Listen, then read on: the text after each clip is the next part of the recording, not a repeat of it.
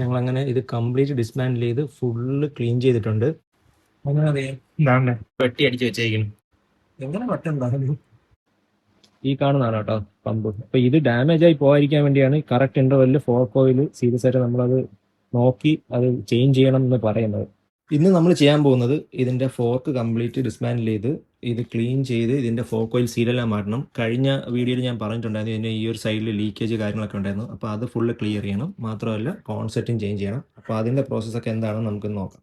പിന്നെ ഇതിന്റെ break caliper നോക്കുകയാണെങ്കിൽ ഇതിൻ്റെ അകത്തുനിന്ന് ഓയിൽ ലീക്കായിട്ട് ഇതിനകത്ത് ഫുള്ള് നല്ല രീതിയിലായിട്ടുണ്ട്. പിന്നെ ബ്രേക്ക് പാഡ് ഇതിലിപ്പോൾ നിലവിൽ ബ്രേക്ക് പാഡ് ഇതാ കംപ്ലീറ്റ് തീർന്നിട്ടുണ്ട്. പക്ഷേ ഇൻ കേസ് ഇതിൽ ബ്രേക്ക് പാഡ് ഉണ്ടായിരുന്നെങ്കിൽ പോലും ഇതിൽ നല്ല രീതിയിൽ ആ ഓയിൽ അബ്സോർബ് ചെയ്തിട്ടുണ്ട് പാഡ്. സോ അങ്ങനത്തെ ഒരു സിറ്റുവേഷനിൽ നമ്മളിപ്പോൾ ഈ ഒരു ബ്രേക്ക് പാഡ് നമ്മൾ ക്ലീൻ ചെയ്തിട്ടാലും ശരിയാവില്ല. ആ ഓയിൽ കണ്ടന്റ് കാരണം ബ്രേക്കിംഗ് പ്രോപ്പറായിട്ട് കിട്ടില്ല. അപ്പോൾ ഇതിലെന്തായാലും ബ്രേക്ക് പാഡ് മാറണം. മാത്രമല്ല ഈ ഒരു കാലിപ്പർ കംപ്ലീറ്റ് നമ്മൾ ക്ലീൻ ചെയ്ത് സെറ്റാക്കും. പിന്നെ ഈ ഒരു പൈപ്പിൻ്റെ കാര്യം നോക്കുകയാണെങ്കിൽ ഇതിൽ അത്യാവശ്യം സ്കോറിംഗ് ഒക്കെ ഉണ്ട്. ഇത് നമ്മൾ പോളിഷ് ചെയ്ത് ഇടാൻ നോക്കും. ഓക്കെ ആണെന്നുണ്ടെങ്കിൽ അത് നമ്മൾ ചെയ്യാം. അതല്ല പോളിഷ് ചെയ്തിട്ടും ശരിയാവില്ല എന്നാണെന്നുണ്ടെങ്കിൽ നമുക്ക് ഈ ഒരു പൈപ്പ് മാറേണ്ടി വരും. നല്ല കോസ്റ്റ് ആണത്. അപ്പോൾ അതിൻ്റെ അപ്ഡേറ്റ് എന്താണെന്ന് നമ്മൾ നോക്കിയിട്ട് ഞാൻ അപ്ഡേറ്റ് ചെയ്യാം.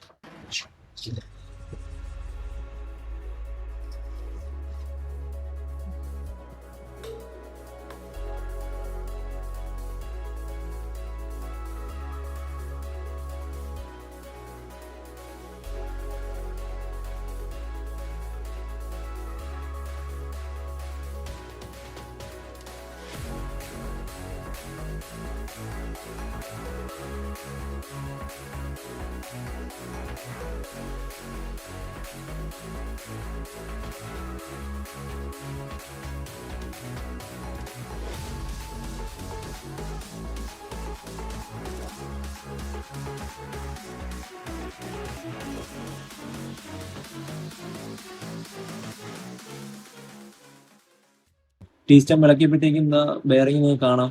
അത്യാവശ്യം റസ്റ്റ് ഉണ്ട്. അപ്പൊ ഇതെന്തായാലും നമുക്ക് റീപ്ലേസ് ചെയ്തിടാം. ഇതാണ് കേട്ടോ ആ ഫുൾ ലീക്കായ ഫോർക്ക്. അപ്പൊ ഇത് ഡിസ്മാൻഡ് ചെയ്യുന്നതിന് മുമ്പ് നമുക്കിത് കംപ്ലീറ്റ് കണ്ടാൽ അറിയാം സ്ലഡ്ജ് ഫോർമേഷൻ നല്ല രീതിയിലുണ്ട്. അപ്പൊ ഇത് കംപ്ലീറ്റ് നമുക്കൊന്ന് പ്രഷർ വാഷിൽ കംപ്ലീറ്റ് ഒന്ന് ക്ലീൻ ചെയ്തിട്ട് നമുക്ക് ഡിസ്മാൻഡ് ചെയ്യാം.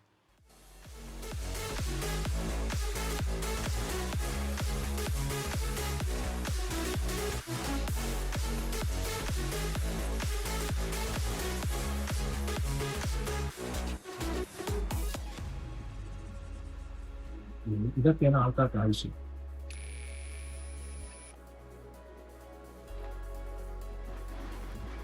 ഫോർക്ക് വെച്ച് കഴിഞ്ഞാൽ മാക്സിമം സ്ക്രാച്ച് ഒന്നും ആവില്ല.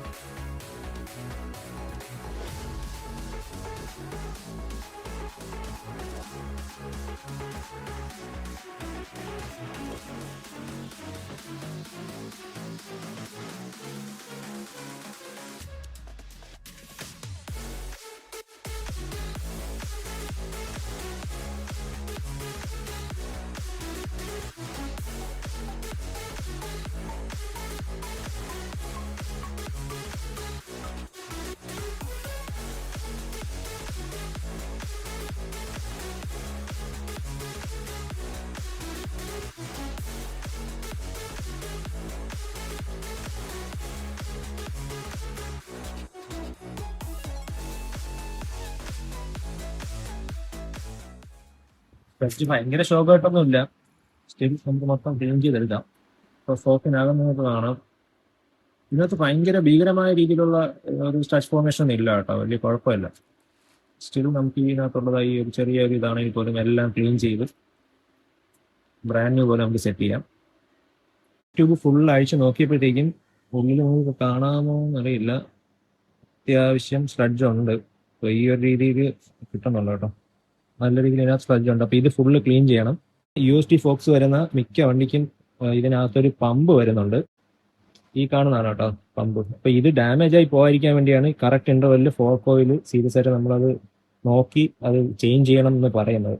അല്ലെങ്കിൽ ഇതൊക്കെ ഡാമേജ് ആയി പോയി കഴിഞ്ഞാൽ ഇതിനൊക്കെ നല്ല റേറ്റ് വരും. കറക്റ്റ് ടൈമിന് മെയിൻറ്റെയിൻ ചെയ്ത് പോയാൽ ഇതൊക്കെ നല്ല ലാസ്റ്റ് ചെയ്യുന്ന സാധനങ്ങളാണ്. ഇത് കംപ്ലീറ്റ് ഡിസ്മാൻഡിൽ ചെയ്ത് ഫുള്ള് ക്ലീൻ ചെയ്തിട്ടുണ്ട്.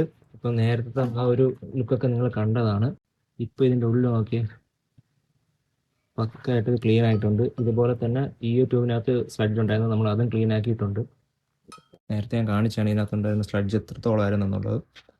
പക്ഷേ ഇപ്പം നിങ്ങൾക്ക് നോക്കുമ്പോഴത്തേക്കും അത്യാവശ്യം നമുക്ക് കാണാൻ പറ്റുമോ എന്നറിയില്ല. സ്റ്റിൽ കംപ്ലീറ്റ് അത് ക്ലീൻ ചെയ്തിട്ടുണ്ട്, ഇതിൻ്റെ ഇന്നർ ട്യൂബ് കംപ്ലീറ്റ്. പിന്നെ ഇതൊക്കെ ഇതുപോലെ ഡിസ്മാൻഡിൽ ചെയ്ത് ഇത്രയും ഡീറ്റെയിൽ ആയിട്ട് വാഷ് ചെയ്ത് തിരിച്ച് സെറ്റ് ചെയ്യണം. അതാണ് എപ്പോഴും നല്ലത്. നമുക്ക് പിന്നെ ഓടിക്കുമ്പോഴത്തേക്കും നല്ലൊരു ബ്രാൻഡ് ന്യൂ ഫീൽ കിട്ടും. അപ്പോൾ നിങ്ങൾ നേരത്തെ ഞാനിപ്പോൾ കാണിച്ചത് കണ്ടതാണ്, അതായത് ഇതിൻ്റെ ഉള്ളിലുള്ളൊരു സ്ലഡ്ജ്. അപ്പോൾ ഇതിൻ്റെ പുറത്തൂടെ ഇനി വെറുതെ നമ്മൾ ഓയിൽ മാത്രം മാറ്റി പുതിയ ഓയിൽ ഒഴിച്ചാൽ എന്താണ് അവസ്ഥ എന്നുള്ളത് ഇപ്പോൾ നിങ്ങൾക്കൊരു ഐഡിയ കിട്ടിക്കാണും. ഒഴിക്കുന്ന പുതിയ ഓയിൽ പെട്ടെന്ന് തന്നെ ബ്ലാക്ക് ഔട്ട് ആവും, ഈ ഒരു സ്ലഡ്ജിൻ്റെ ഉള്ളിലുള്ളത് കൊണ്ട് തന്നെ. അപ്പോൾ ഇതുപോലെ കംപ്ലീറ്റ് ക്ലീൻ ചെയ്ത് പുതിയ ഓയിൽ ഒഴിക്കുകയാണെങ്കിൽ അത് ലാസ്റ്റും ചെയ്യും, മാത്രമല്ല ഈ പാർട്സിനും അതാണ് നല്ലത്.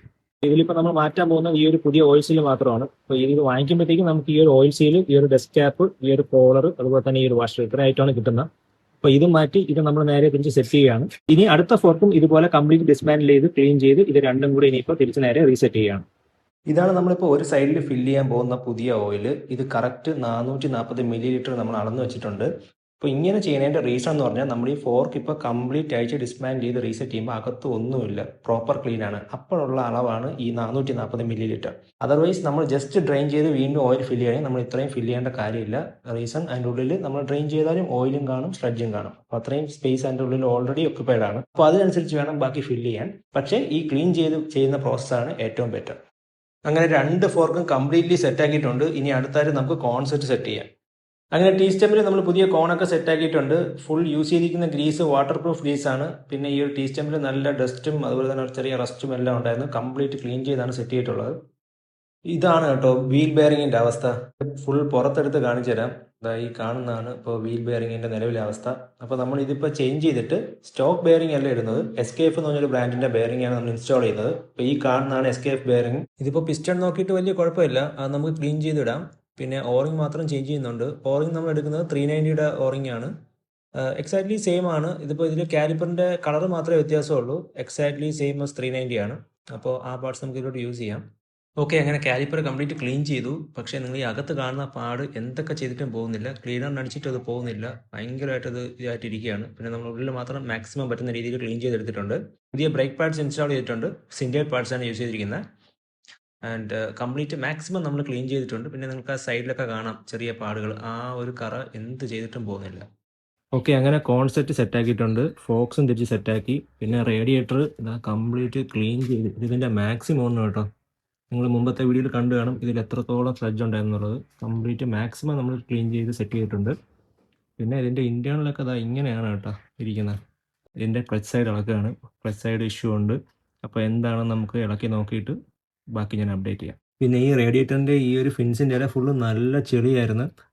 കംപ്ലീറ്റ് മാക്സിമം ക്ലീൻ ആക്കിയിട്ടുണ്ട്. ഞാനിതിപ്പോൾ എത്രത്തോളം ട്രാൻസ്പെറൻ്റ് ആയെന്ന് ഞാൻ നിങ്ങൾക്ക് ജസ്റ്റ് ഫ്ലാഷ് വെച്ച് ഞാൻ കാണിച്ചു തരാം. നമുക്ക് കാണാമല്ലോ, നേരത്തെ ഇതുപോലെ ട്രാൻസ്പെറൻ്റ് ആയിട്ട് നമുക്ക് അപ്പുറത്ത് കാണാൻ പറ്റില്ല, ആ രീതിയിലായിരുന്നു ഇതിൽ ചെളി ഉണ്ടായിരുന്നത്.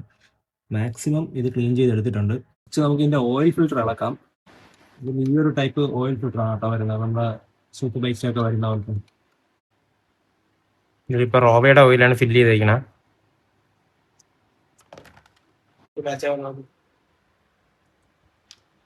ഇല്ല, ചെറുത്.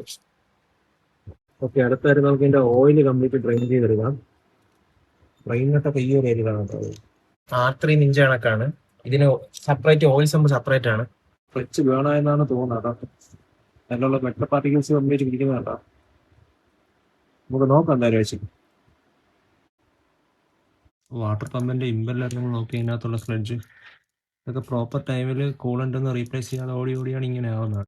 ഇതിനകത്തിന് എന്തൊക്കെയാണ് അത് BMW എഴുതി ചെയ്യാം.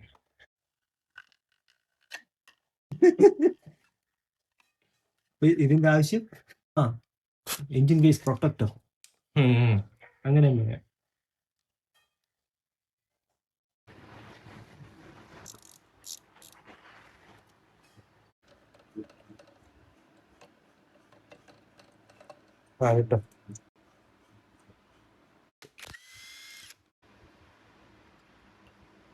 കേട്ടോ, ഓൾറെഡി ഒരുത്ത പണിഞ്ഞിട്ടുണ്ടോ? അങ്ങനെ അറിയാം. വെട്ടിരുമ്പിന് വെട്ടി അടിച്ച് വെച്ചേക്കുന്നു. ഉഫ്, എങ്ങനെ പറ്റുണ്ടായിരുന്നു അതിന്റെ പാട് നോക്കി. ഇത് ലോക്ക് ചെയ്ത് വെക്കാനുള്ളതാണിത്, പക്ഷെ ഇത് അടിച്ച് കുളമാക്കി വെച്ചേക്കുന്നു.